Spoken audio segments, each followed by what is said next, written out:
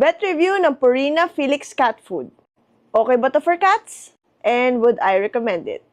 Itong Purina Felix Cat Food may 5 flavors siya. Salmon, chicken, tuna, sardine, and mackerel. So let's check yung ingredients list niya. Meron siyang chicken and beef sa first few ingredients niya, indicating na more on protein yung laman nito. So yung crude protein niya is actually 12%.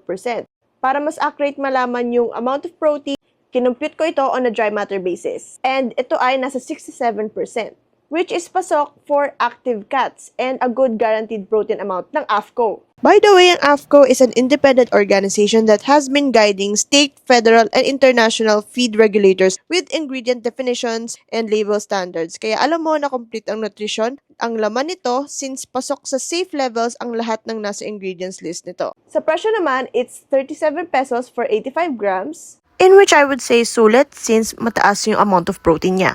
At perfect naman para maging go-to wet cat food nyo. As for palatability, ipa-taste test natin kay Cream at Coffee. Ang binigay ko sa kanila ay yung chicken in jelly. Dinurog ko, I added water and serve. After serving, kinain agad nila. Walang problema. So, palatability-wise, it's a 10 out of 10. Now, for the pros and cons. For the pros, AFCO approved siya.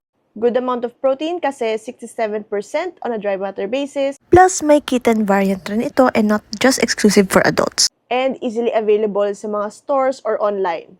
For the cons, since lahat ng variants ng flavors nila may chicken and beef, for cats with allergies do sa mga proteins na yon, hindi ito recommended para ipakain sa kanila. In conclusion, is Purina Felix Cat Food good for my cat? Yes.